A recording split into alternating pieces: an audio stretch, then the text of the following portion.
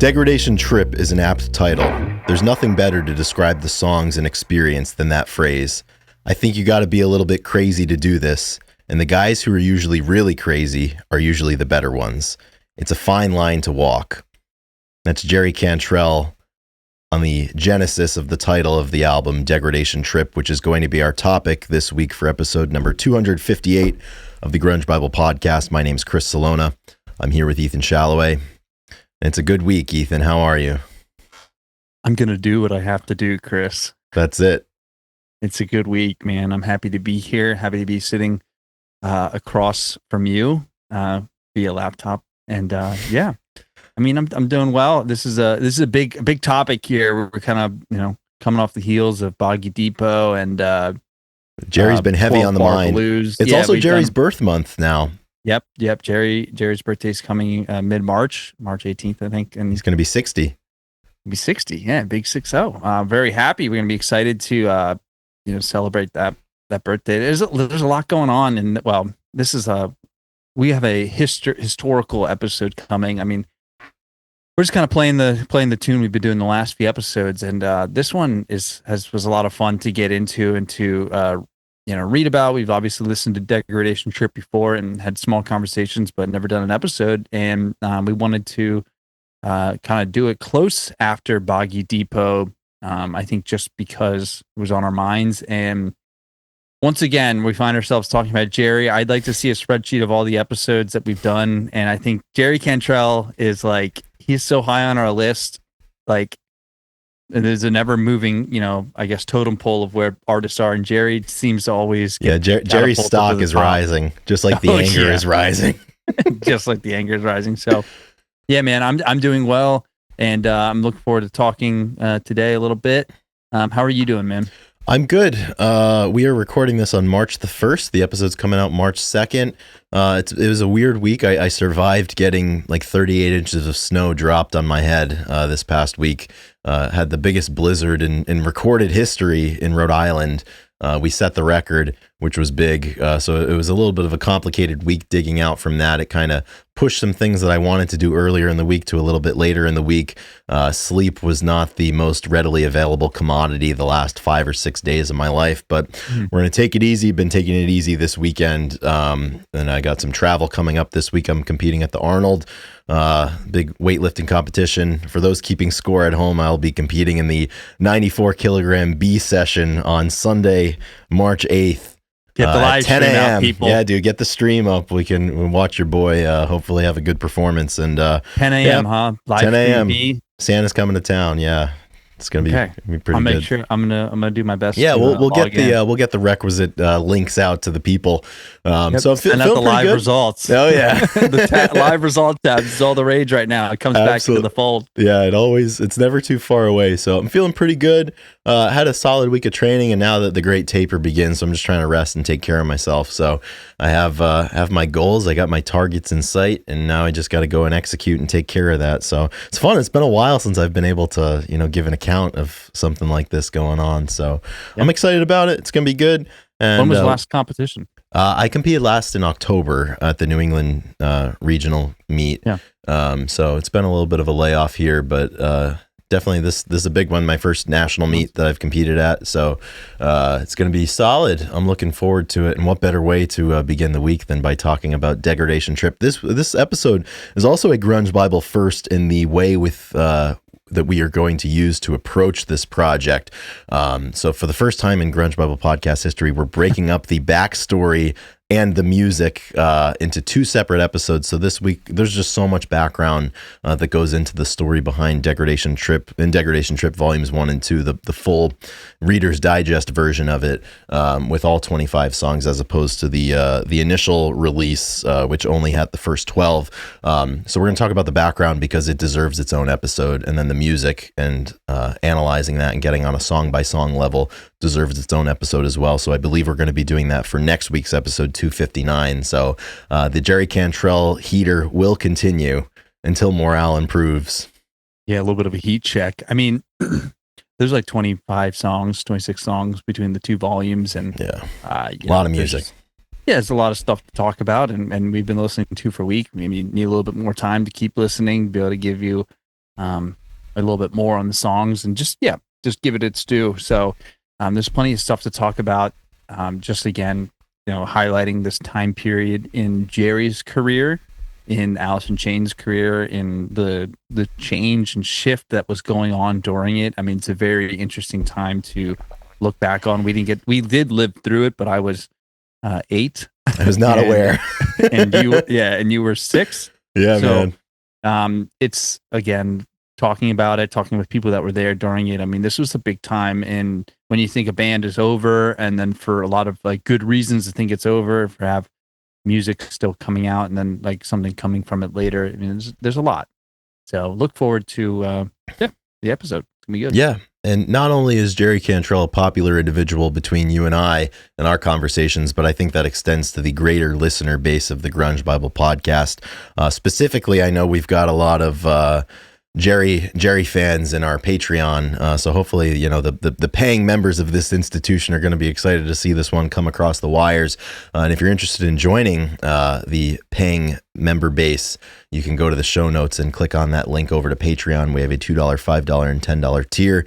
You can join in any of those 3 tiers or join at a monthly contribution amount that's comfortable for you. We look forward to seeing your name come across our inbox and getting that notification that you've decided to join. But we'd like to thank the top tier members of our Patreon. At the way, way, way top, we have Abraham and Frank and the Cracker Man leading with the highest monthly contribution amount. And the rest of the top tier we would like to thank are Jamie Lynn, Doug Endy, Carly and Salona, What the Fuck is Up, Denny's, Black Hole Sean, Nikki 6, Seattle 4 Fanboy from New Jersey, Eddie Vedder got me through my second divorce, Gochu John, Sherry Matthews, Russell, King Buzzo Stole My Hair, The Michael Dooley Project, A Bit Dusty, Ultra Mega OK, Heidi in Chains, Looking California, Feeling Minnesota, and Chris Buckley. So thanks everybody for your continued support, and that's all there is to it. Gratitude. Yeah. Gratitude. Thank you, everybody. Very grateful. The Grateful Pod, Absolutely. So, yeah. All right, moving in. We're just going to quick hammer out some This Day in Music. We got a few birthdays here going on. Several birthdays. March 2nd is a popular day. Yeah, so I'll read a few of them off. So we have a total of 5. In 1942, on this day, March 2nd, Lou Reed was born. Happy birthday, Lou Reed. In 1948, Rory Gallagher was born. 1950, Karen Carpenter was born. 1962, John Bon Jovi was born. And then 1977, Chris Martin of Coldplay was born. So what a lineup. What a lineup, dude. I mean, John Bon Jovi, 62, Chris Martin, Coldplay. I mean, yeah, these are some legends. So just happy birthday. It's a good birthday month. Like I said, Jerry's coming up later. So happy birthday. Yeah, man. And Jerry Cantrell, a great guitarist in his own right, but I think out of that group, Rory Gallagher is one of the most unbelievable guitarists ever. He's an Irishman, and his music is definitely worth getting into. And one additional note on this group of birthdays, I remember a couple years ago. Obviously, it had to have been on March 2nd because that was his birthday. But I'd been having a very bad day one March 2nd a few years ago, and then I found out later in the day that it was John Bon Jovi's birthday. And I posted like the Wikipedia headshot of John Bon Jovi on Grunge Bible's Instagram page, and I said, "Today's John Bon Jovi's birthday. No wonder I'm having such a bad day." And the comments were ablaze with people casting aspersions in my general direction for that. But not a Bon Jovi guy. I can't do it. Yeah, I get it. I understand. I'm not a huge Bon Jovi man myself. It's not for me. No. It's tough. Couple more events for this day in music. On this day in 1984, the movie This Is Spinal Tap was released. And Ethan, I'm surprised. We were talking off camera beforehand. You've not seen this movie. It's obviously, this is like the one time. Yeah, this is the one time in like my life that I've seen a movie that you haven't. I thought it was fine. It was Rob Reiner's directorial debut way back in 1984, and I just watched Stand By Me, which is another Rob Reiner film, a few nights ago for the first time. So I've been in the Reiner zone. We definitely miss him quite a bit. But This Is Spinal Tap. Once again, I think you probably should see it just because of what it means to people. But I didn't love it too much. But you didn't? No, I just I wasn't a huge fan of it. It was fine. There's Probably other one of ways those- I'd rather spend my time. It was bigger when it came out. I'm sure. Exactly. Yeah, it was huge Like all in the the Chevy 80s. Chase stuff. Dude, people forget that we did an episode about National Lampoon's Christmas Vacation. I know. I forgot to right there. Yeah. I don't know how. I've never watched it. I feel like I should. Good mockumentary about rock and roll. So Yeah. I will. I'll get there. Yeah, absolutely. Last We'll do event an for episode on it. Yeah, we might have to, We've got nothing but time. We've got a long runway here to discuss the topics that we need to.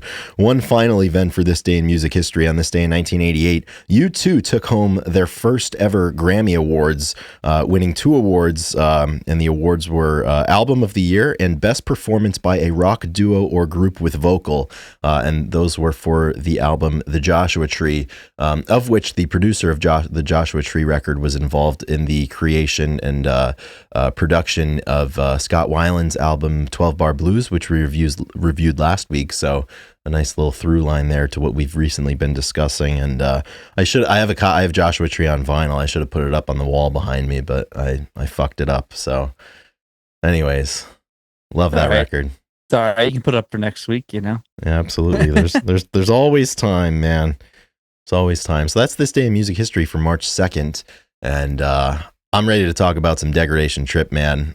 First of all, love the quote that we led the episode with, Jerry Cantrell discussing why he titled the album what it is. And as we get into the background of this record and Jerry's headspace and what was going on in his life and the life of his band at the time, it certainly feels, as he said, an apt title. It feels like such an apt title. So if we get into some of the background for this record, as we discussed a few episodes ago, Boggy Depot came out in 1998, and 4 years later, in 2002, Degradation Trip was released. The initial group of songs, the 12 songs, it was released on June 18th, 2002 on Roadrunner Records. It was Jerry's first record, either solo or with Alice in Chains, that came out on a label other than Columbia. As we'll get into the episode a little bit, we'll discuss that transitional phase and how it impacted the release of this record and also the timeline. So this record, a lot of the stuff that comes on this record dates back a few years prior to the release, hot off the heels of Boggy Depot. He was in a big writing zone. Most of this was written in 1998, while Jerry Cantrell had kind of secluded himself at a property in the Cascade Mountains. And he wrote a bunch of music, and then he went into the studio and recorded it from summer 1999 into the spring of 2000. But shopping the record around, having changed labels, it kind of delayed the release of it. So that's why the long layoff was there. And if we go into a little bit of Jerry discussing the record, he said, in 1998, I locked myself in my house, went out of my mind, and wrote 25 songs. I rarely bathed during that period of writing. I sent out for food. I didn't really venture out of my house in 3 or 4 months. It was a hell of an experience. The album is an overview of birth to now. Boggy Depot is like kindergarten compared to this. The massive sonic growth from Boggy Depot to Degradation Trip is comparable to the difference between our work and the Alice in Chains album's Facelift to Dirt, which was also a tremendous leap. So if you get into that, I love that he said the first record is like kindergarten compared to this, and certainly what he was dealing with on a personal level, and also who he was working on this record with changed quite a bit. So as we talked about on Boggy Depot, he enlisted the help of Sean Kinney and Mike Inez from Alice in Chains, who did the lion's share of the instrumental work for Boggy Depot. He took a little bit of a different approach here for Degradation Trip, connecting with and enlisting the playing of Robert Trujillo, who is the bassist for Suicidal Tendencies and also a long stint in Metallica, as well as Mike Borden, the drummer of Faith No More. And this was kind of a concerted effort of Jerry to kind of separate his solo career from the work of Alice in Chains. As we mentioned on Boggy Depot, some people tend to refer to the Boggy Depot record as a lost Alice in Chains album. And this is a clear line in the sand that had been drawn between that project and this one. And I think it propels the record into a different space and a different creative atmosphere for Jerry, certainly, just because you're in a different room with different people on a different project from a different time in your life. And you can definitely feel that all up and down this record. Yeah, it was, a clear change in like how he wanted to kind of produce music, and it's really quite interesting that we see Robert and come up on his I want blood, right? They Yeah, helped write. both Robert and Mike contributed to I Want Blood, which came out in 2024.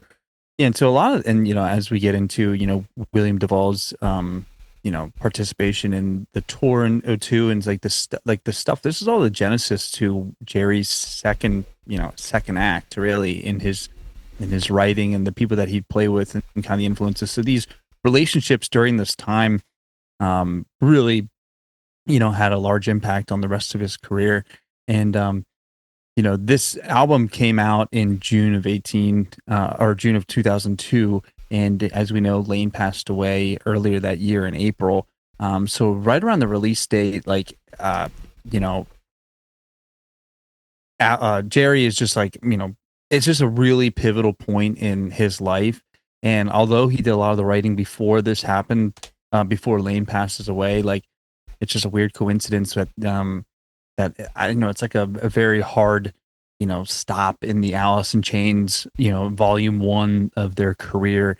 And luckily we had a couple more albums with Duvall on it later, and Jerry has continued playing, but as we're gonna get into, this is just a really weird time for Jerry. And the more that I read about it and think about it, trying to put myself in a point of how to continue doing doing the only thing you've known how to do for your entire life, with support, without support, and just the decision to continue going is really admirable. And I saw a quote and was like, Lane taught us to be yourself, and Jerry taught us the person you can be through it all.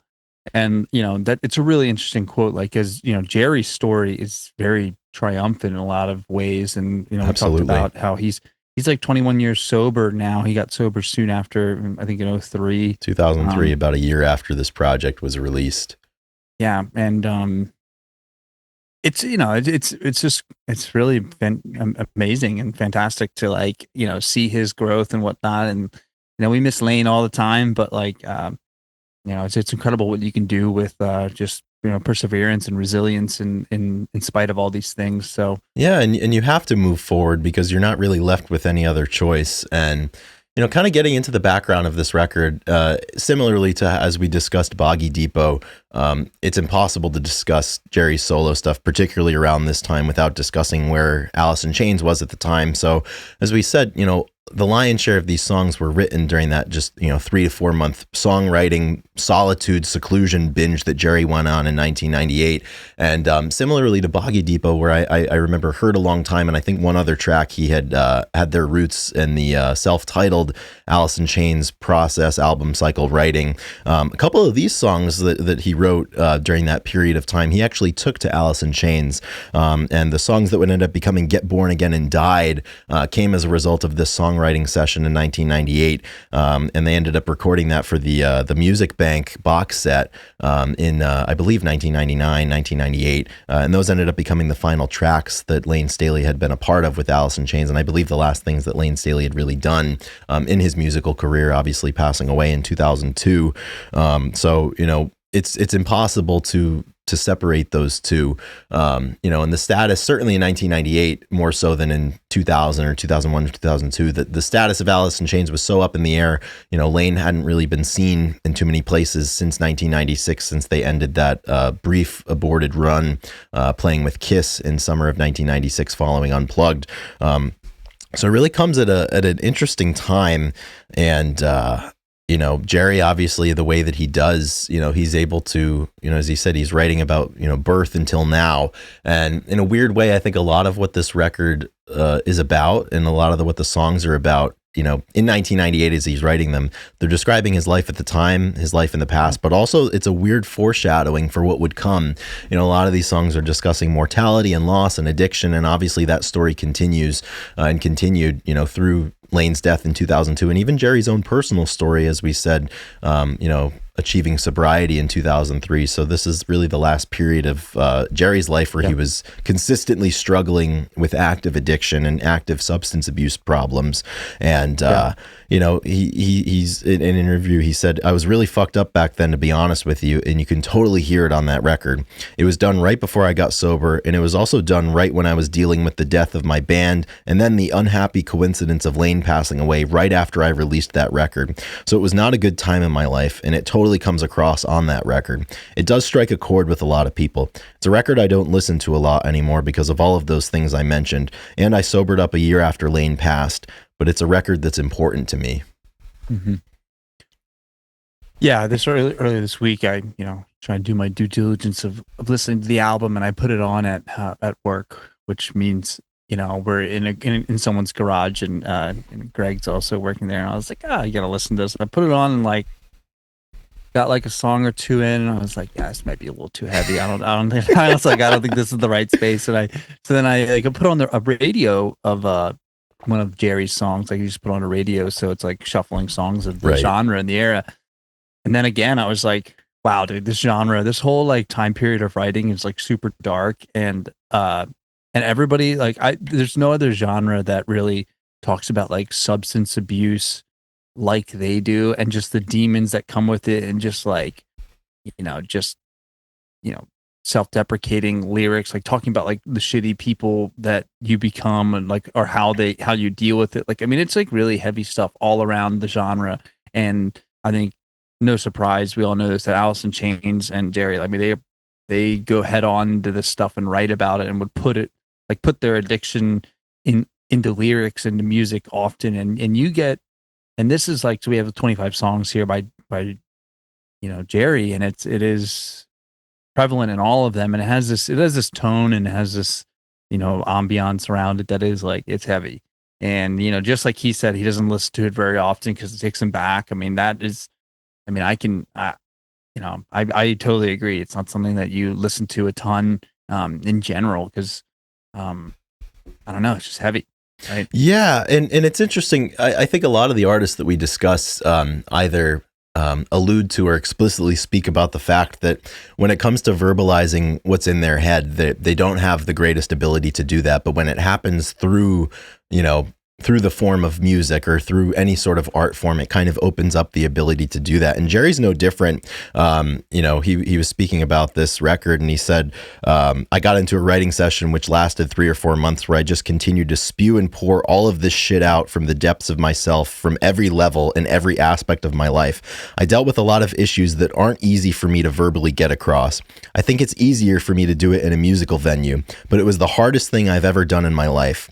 I'm glad I did it, and I'm glad I went through the experience, but it's certainly something I don't ever want to do again. So kind of thinking about that, this was the last solo record that he put out until 2021. So there's, between release dates, there's 19 years in between. So, you have to wonder like how this experience felt for him in the immediate aftermath, and how his relationship grew and changed. And obviously Alice in Chains had gotten back together with William Duvall in the mid 2000s. So I think a lot of Jerry's attention was there, particularly when they'd recorded a few albums in the late 2000s with, the first projects that they did with William Duvall. But it's interesting.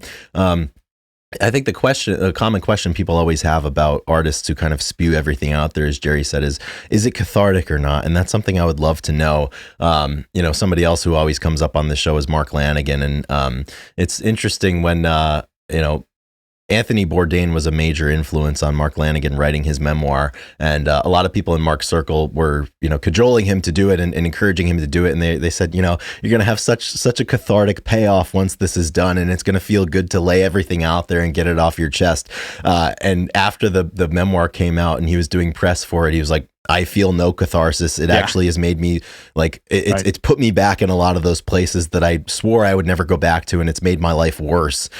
So you never can tell how it's going to happen when you do it. But I think there's an interesting aspect, I think, of bravery there, where you don't know how it's going to affect you, and you don't know what it's going to bring up in your head, but you do it anyways. And Jerry said, it's a fine line to walk. To do this, you got to be a little bit crazy, and you got to walk on that line a little bit. And it's an interesting act to decide to walk that line where you don't know where that line's going to lead you. And obviously with this cycle, you know, Jerry was kind of auditing everything that went on in his life. And, you know, he was actively struggling and auditing things that were still going on in his life. And then add to the fact, you know, Lane's passing in 2002. And then he puts this record out and he gets dropped from his label, has to shop that around. And, you know, his band is officially over with Lane's death, at least over at the time. And, you know, you end up at a point where you're still walking that line, but you're out in the middle of nowhere on this high wire, and you know there's not really an easy point of egress, but you do it anyway. Yeah, it definitely like you know, going head on into some of this trauma and whatnot, like and writing about it. Like, is it cathartic or is it just bringing up? You know, there's got to be a line of like, all right, this is too much, or this is just taking me back, and yeah, it's like temptation almost. Especially as I relate it to my life, like. You have things going on, and like I have things going on in my life, and most of the time, if something's weighing on my mind and I talk about it with a friend or a family member or what have you, I do feel a little bit better. But you know, obviously, all problems are subjective, right? You know, and something could mean a lot or be really, really heavy for somebody that's not as heavy for somebody else. But when you get into the stuff that Jerry's dealing with, I don't know that there is a way to achieve catharsis through release with some of this stuff, just because of how heavy it is and how traumatic it is. And you know, Jerry didn't have the greatest upbringing, and you know, he talks about his relationship with his dad, his relationship growing up with his brother, his family, and everything, and certainly his relationship with his band and the world and his fame and what people expected of him, and kind of all of the weight that he had to shoulder, you know, through the mid 1990s into this time period, being the spokesperson and, you know, chief person that was expected to give status report updates on his band and his bandmates. You know, I don't know that there's a way to lighten that load through artistic expression. Yeah.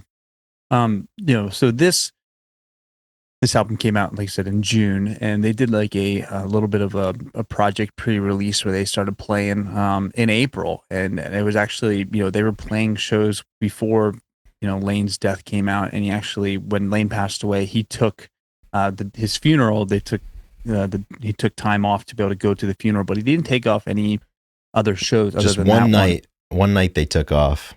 Yeah, and Jerry was quoted. He's like, the shows I played between the time I got the word about Lane and Lane's funeral were very important to me in terms of being able to continue on. It's one of those things where if you take a break and allow things to settle in, it might be harder to get up again. And, you know, so he kept playing. And then there's a few emotional performances that obviously followed. And a lot of people are commenting and saying, like, you know, you can just see you can see Jerry is going through it. He's not the same. He doesn't have the energy. But he still got up on stage and you know, toured. And this is when William Duvall came in, and he was just experienced a loss of his grandfather.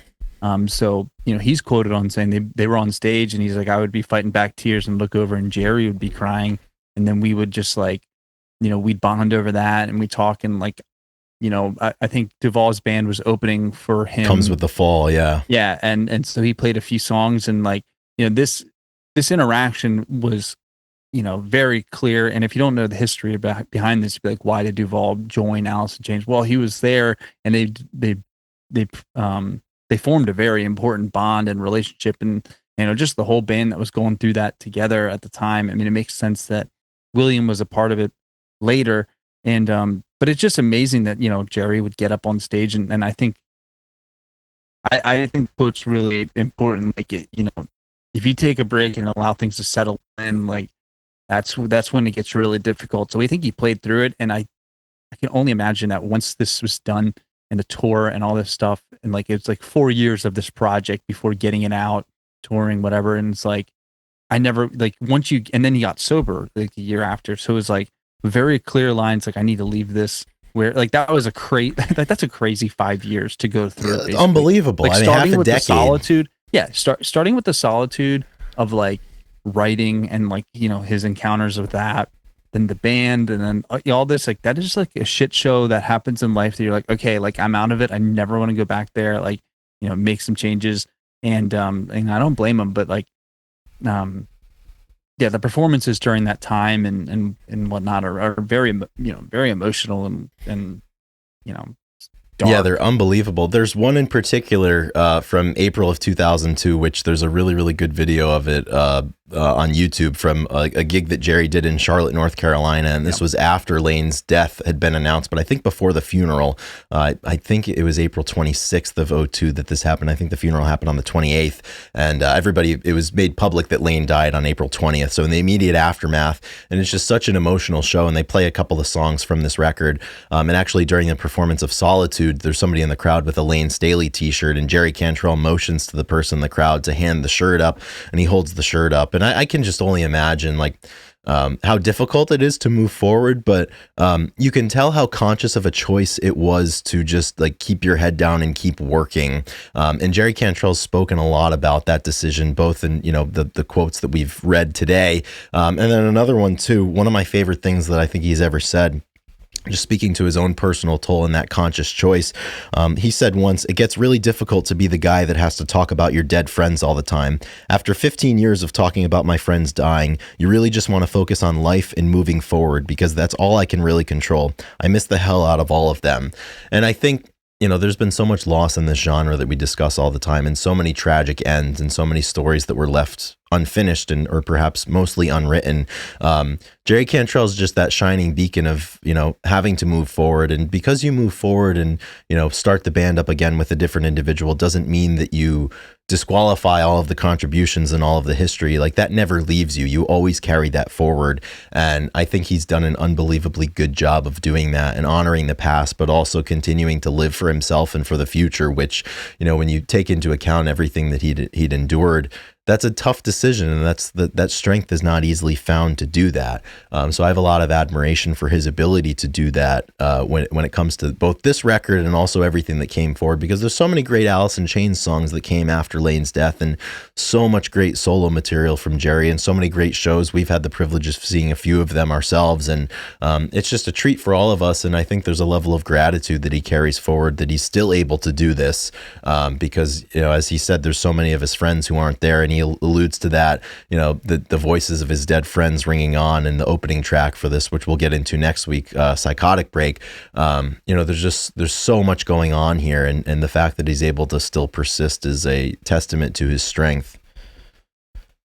Yeah, it really is. It really is amazing. And I feel like both Jerry, we had quoted him earlier, but Duvall mimicked it, and he was talking about how heavy it was on stage, and he just, I can't really quantify it. I can't quantify it really in words. And I think when we talk about catharsis and playing on stage is one thing. I think that's a release, but trying to write and trying to kind of get new stuff out. That's where you're kind of confronting it all the time. So it makes sense that we have this tour, we're going to continue playing. Going back to the recording and we talked about the label issues, and I just, setting the stage, just, looking back, Jerry and Alice were with Columbia Records their whole career, and that's the only label that they ever released on.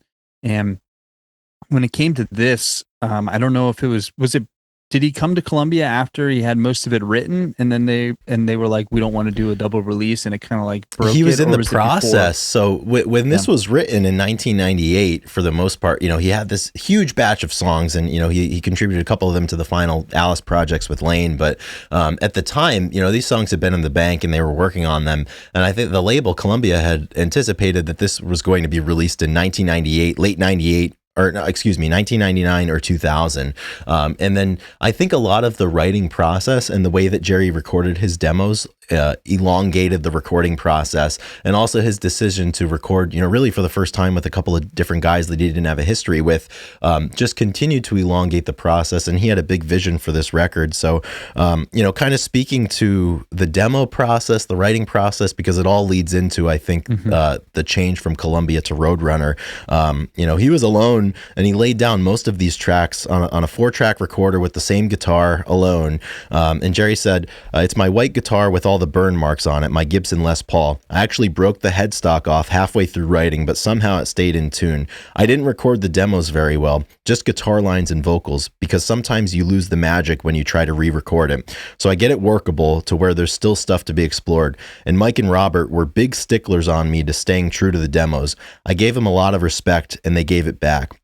I was really touched by them. They went through it all with me. They bled for it just as much as I did, and it all comes out on the record. This record was a hard, dark journey.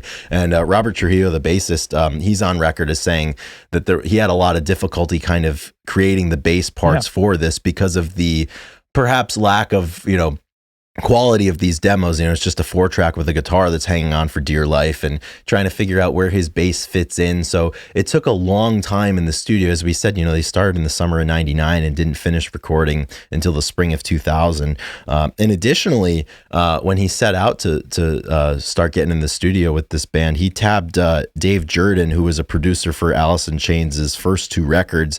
But Jerry actually ended up firing Dave just because it really wasn't working out with with Mike and Robert and Jerry and Dave, and there just wasn't the synergy that they felt that they needed. So they actually, they fired Dave Jordan, and they seek a new producer for this, but they weren't able to find it. So he ends up self-producing this record. So, all of these things, and, when you're on the record label's dime, I think the patience might start to wear a little bit thin. So there was, some animosity that was growing. And I think something that's really interesting as well is Jerry Cantrell was really inspired at this time by, of all people, George Harrison and George's triple album, All Things Must Pass, which is an unbelievable record. And, Jerry had recorded all of these songs, and he had this vision to release this project, the Degradation Trip project, as a double or triple album, which, the labels, obviously, they want to advocate for themselves, and they want to steer the artist sometimes into something that's maybe going to be a little bit more commercially viable. And, all the alarm bells went off at Columbia Records when they started hearing that, Jerry wants to do a triple album. Like, how the hell are we going to sell a triple album? Like, we got to cut this sucker down. So that created a little bit more of a rift. And then his contract ultimately expired during this process, and Columbia made the decision not to renew it. So Jerry's kind of, speaking of walking the line, he's out there, and it's a tough line to walk. He's faced with the decision, like, does he fold on his vision, or does he just keep doing it in his own way, getting all of his skin in the game financially to finish this thing and then shop it later? And that's what he ended up deciding to do, which is really, really interesting. And I think a really, really cool call that he did. And he ended up having to take out a mortgage on his house to come up with the liquidity to finance this thing, which is, that's just as badass as you can get. Like, fuck it, I'll do it myself without a label, without a home for this record. But that's just a testament to, I think, the belief that he had in these songs and how important they were to him. To finish them the way that he had intended. And talking about that process and, leaving Columbia, he said, it was very strange for me because my experience in this business has been with one band and one label. The last couple years, I was not only on my own making a record of the magnitude that I committed myself to, but I was having to deal with being like a brand new artist, going around to all these different labels and meeting them and hearing the same things over and over again. Yeah, we love it. We love you. And then have nothing happen. It was a little disheartening after a while. And then, later on in this process, he got hooked up with Roadrunner Records, who Jerry said was, quote, a company with balls enough to deal with me and my music. There's a lot of milquetoast crap that is really successful. It was such a massive project, 25 songs, 2 discs, for my debut on a new label. Roadrunner, though, agreed with my commitment, and that this was essentially a double album released in 2 parts. So at the time that Jerry signed with Roadrunner, they did have him cut down the massive 25-song project into 12 songs that would be released initially, but they made a promise to him that they would release the whole album as intended, which ended up happening with Degradation Trip Volumes 1 and 2, which was released in November of 2002, just about a half year after the initial project came out in June. Yeah, looking back to his time with Columbia, like you're taken care of, you're believed in, people love you, and like all of a sudden having that stripped away and like having to decide and move on, and then like shopping and talking to other people and hearing like, oh man, we love you, we love your work. I'm sure they're all like, oh, Alice Jane's one of my favorite, all this affirming stuff. And then like when it comes to rubber to the road, like, all right, you want to support me on this next one? It's like, no, we just can't do that. We can't do a double. And then like, having to make the decision, like, what, fine, I'm gonna do it myself. I'll drive myself. And I mean, that's just, I can relate to that a lot because, if you have, creative aspirations, you have stuff that you want to get down or you want to do, and people are telling you it's a good idea, you should do it, but there's no like support, and you have to really just like make a decision and find a way to make it happen, and I hope that it all goes well. So Yeah. it's just uncharted territory for an artist. I know like there's a ton of artists that obviously are doing this all the time on their own to start, but to have that taken away and to have, you're Jerry Cantrell and you're, successful, and all of a sudden having the reality of like, oh wait, no, like every day is a battle. I still like, if I want to keep doing this music thing, I need to prove myself again and again and again.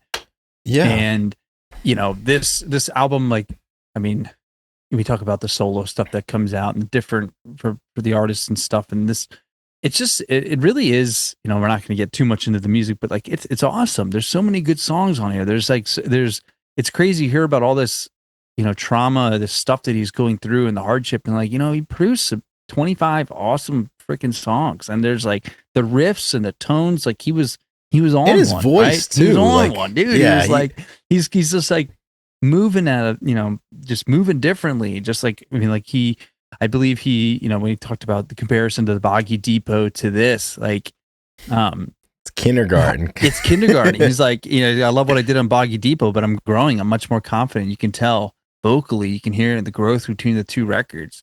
I think it was because of all that shit I was going through. I was just so fucking angry and had a lot of emotions that weren't very pretty, and it came out of me on this record. I don't know if you read that already, but like, it was different, and just, he's coming off and like, he produced. I mean, these are awesome songs. It's not just like a pity party for like, oh, like he released this album, let's release it. No, these like, there's some really great riffs. There's great, it's long. I mean, it's just like, it's a lot of shit. I think the thing too with this record, at least in my head, like this is the line of demarcation between, the Alice in Chains guy is doing a solo project versus like, this is a fucking Jerry Cantrell record. And I imagine that was a lot of the issue when Jerry was shopping the record. I think there's a lot of labels that would love to have, this release on their books just because it's the guy from Alice in Chains. But, Jerry wanted it to be his own project. And it's interesting too, when I was researching this episode, trying to pull interviews and whatnot, I came across this Reddit thread where people were just asking like if you'd ever met Jerry and what was he like. And somebody had made the comment where around this time, I think it was during the Degradation Trip tour, Jerry was doing meet and greets before the show, and as is customary with meet and greets, you can bring some stuff to have signed. And the person commenting said that just about everybody in the line had some sort of Alice in Chains record or vinyl or shirt or whatnot to sign. And the commenter said that he had brought a copy of a solo Jerry record, and he said when he got to the front of the line, Jerry saw it was in his hands and his eyes just lit up, and he was so engaging. And you have to imagine, these are some of his first steps, to doing a solo record. And certainly, as we said, really separating himself in terms of, the style and even who he was working with for this record. And, this is the point where he kind of flourishes, I think. Boggy Depot is just kind of an appetizer, and this is the main course. Yeah. And like, going through Alice in Chains' career, like, Lane held the weight, the weight of his name got think, for example, of how many people when you talk about Alice in Chains with them, like they don't realize that Lane didn't write all of the songs, right. Or they might not even know Jerry's name, like a casual listener. They just know Lane, which is testament to Lane, obviously, but there's such a big component here that I think with his solo stuff, he finally gets his due.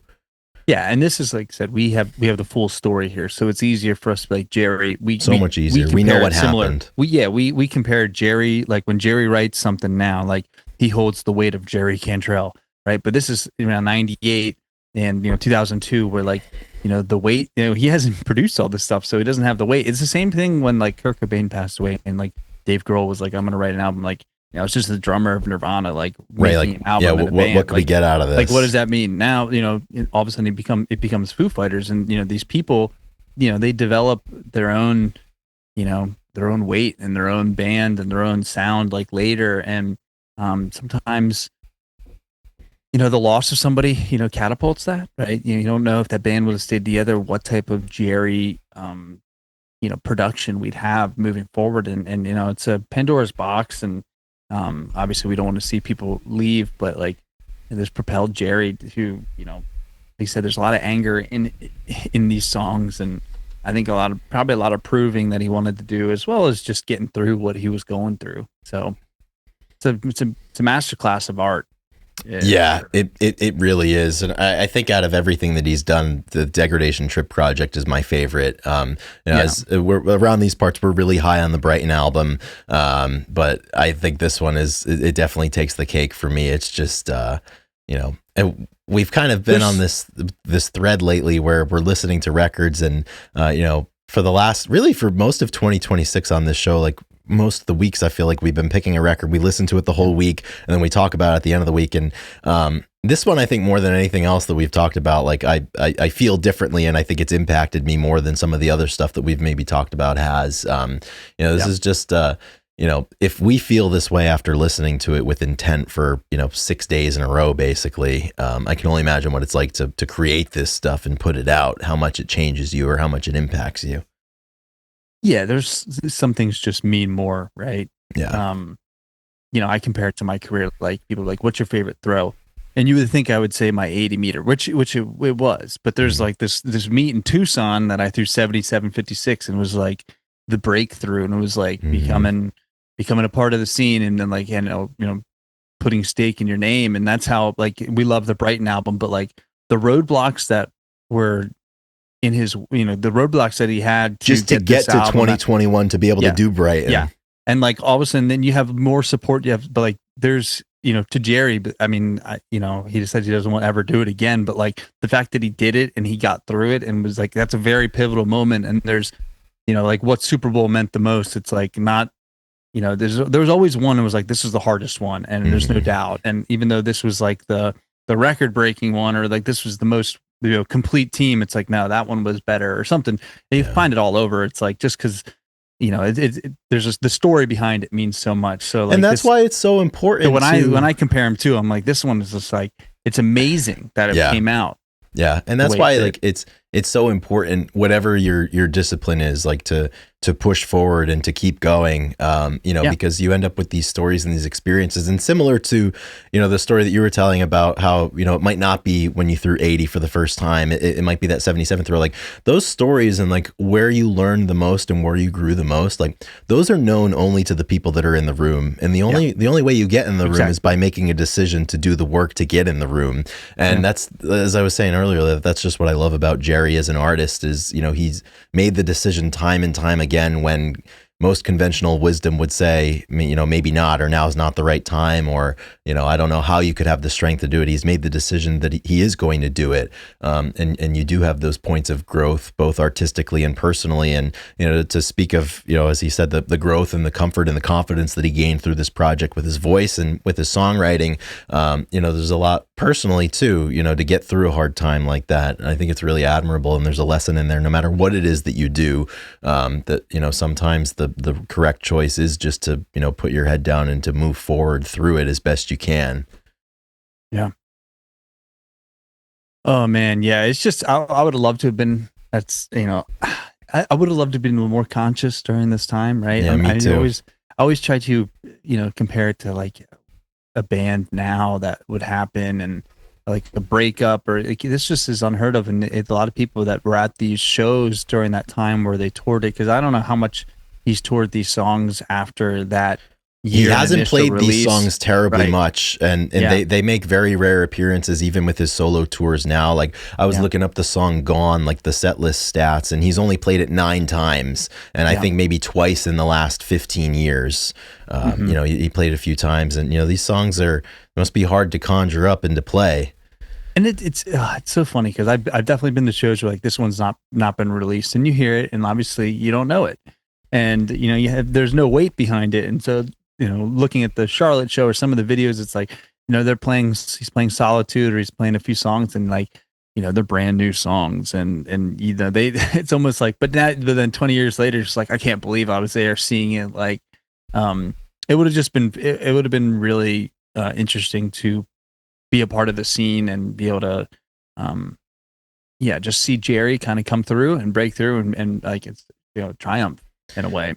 Yeah, absolutely. And I'm really excited to talk about the songs in next week's episode because there's so much there. But, as we wind this conversation down, I do just want to reference the third and final verse to the song Gone, which ends the initial Degradation Trip release.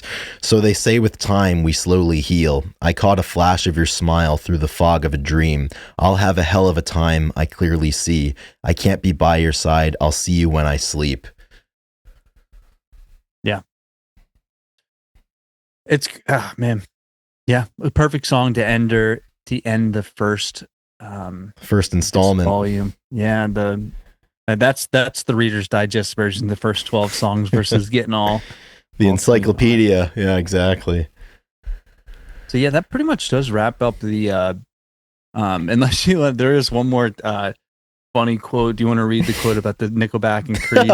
Yeah, absolutely. We can't go on set here. We're gonna focus on the music. So we'll just get in a little bit. So the record comes out in 2002, and both before, during, and after the release, he's out there touring. He's playing the songs. Kind of funny. Interesting.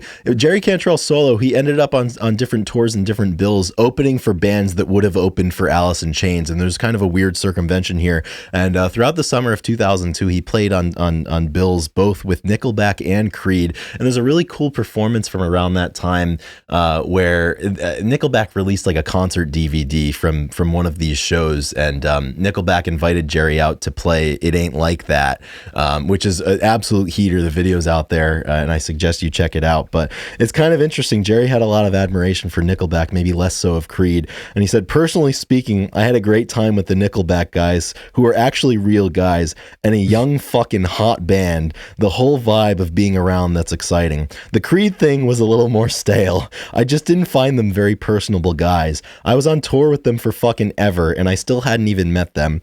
When you spend 2 months together, you generally find some time to fucking say hello or whatever. It was really kind of weird in that respect. I'd never been on a tour that was that fucking stale on a personal level.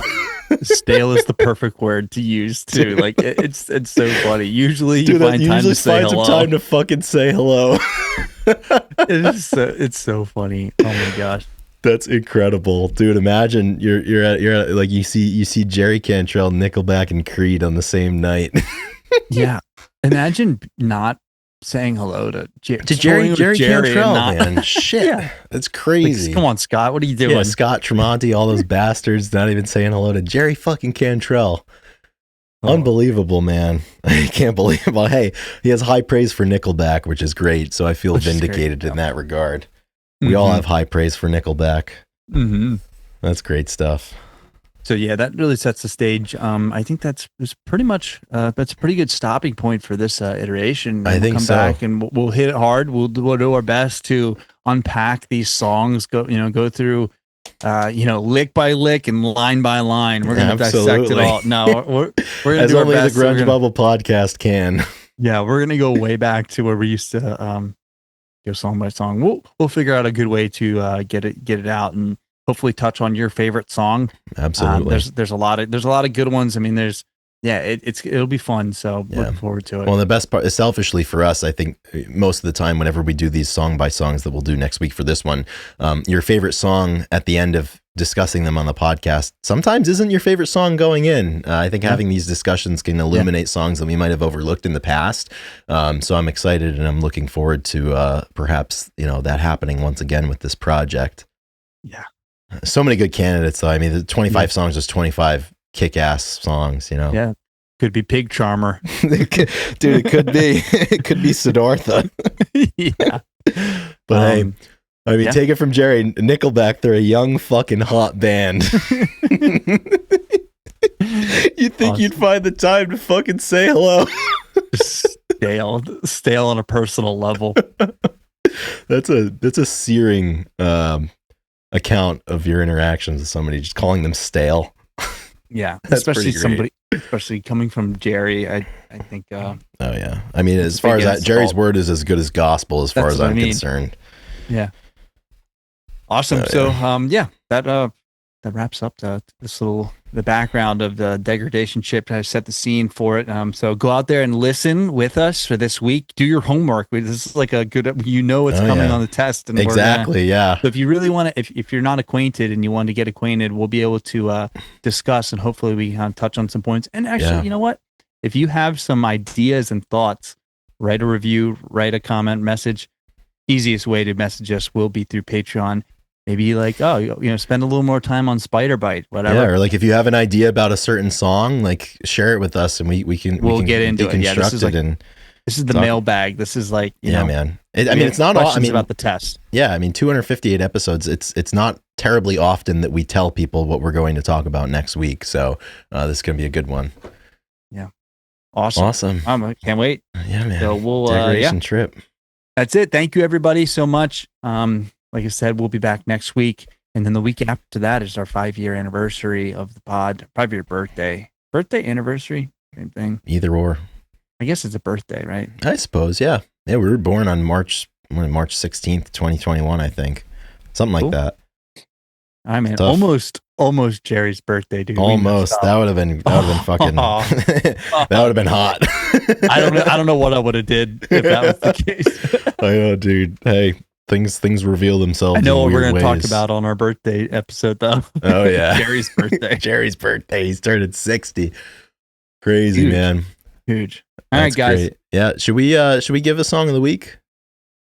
I was gonna. Yeah. I mean, we can. I was gonna leave it with because I was just gonna pick one of these songs. So all right, I'll do that. Let's pick 2 this week. We'll pick 2 next week. I have picked 2 as in I picked 2. No, like I'll pick 1, you pick 1 for a total of 2. Yeah, oh man, where do I want to send the people? I mean, on the volume 2, like I said, Hurt Don't It is just an amazing display of guitar work. It's all instrumental, and it is like it just encapsulates this whole album, and it's amazing. Yeah, so that's easily my pick. I think that's a good listen. Yeah, man. I'm going to pick Gone, the closing track to the initial release. A lot of those country vibes that were initially present on the Boggy Deepa record are present there, and it's just been one that I've been listening to over and over again the last few days, so that's going to be my choice. So we get kind of 2 sides of the Degradation Trip coin there with Hurts Donut and Gone, so I think that's Volume a good, 1 and 2. Good preview. But don't just study those songs, study the whole thing, because the test will be about all 25 songs, so I'm expecting high marks from the class. Awesome. Well, I look forward to it. Thank you, everybody, again, and do your homework, and we'll talk to you next week. Rock and roll, everybody. Stay heavy.